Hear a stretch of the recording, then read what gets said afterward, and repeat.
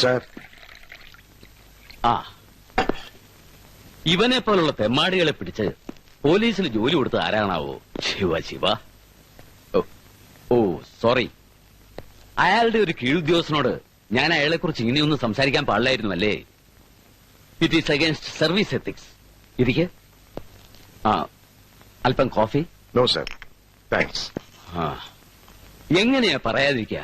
ഇതാ നോക്കണം, താൻ സത്യസന്ധമായിട്ട് അന്വേഷിച്ചുണ്ടാക്കിയ തുമ്പും തുരുമ്പും ഒക്കെ കുഴച്ചു മറിച്ചിരിക്കുന്നു ആ വഷളൻ. കഷ്ടം. ഇനി ഈ റെക്കോർഡ്സും കൊണ്ട് കോടതിയിൽ ചെന്നാല് അവർ ഈ കേസ് കെട്ടെടുത്ത് ചവറ്റുകൊട്ടയിലിടും. നിരാശപ്പെടേണ്ടോ, തന്റെ ജോലി താൻ ഭംഗിയാക്കി, അതിൽ അഭിമാനിക്കുക. അല്ല, തോറ്റു എന്നൊക്കെ തോന്നിപ്പോയാല് അന്ന് ഉപേക്ഷിക്കേണ്ടി വരും ഈ തൊഴില്. ആ പിന്നെ തനിക്കൊരു ചെറിയ ഇളക്കി പ്രതിഷ്ഠയുണ്ട്. സർ. നടുങ്ങണ്ട, ഇക്കുറി ദൂരേക്കൊന്നുമല്ല, സിറ്റിക്കകത്ത് തന്നെ. ട്രാഫിക്കിൽ നിന്ന് ക്രൈംസിലേക്ക്. തനിക്കെന്തെങ്കിലും ഒരു പാരിതോഷികം തരണമല്ലോ എന്ന് കരുതിയിട്ടാ.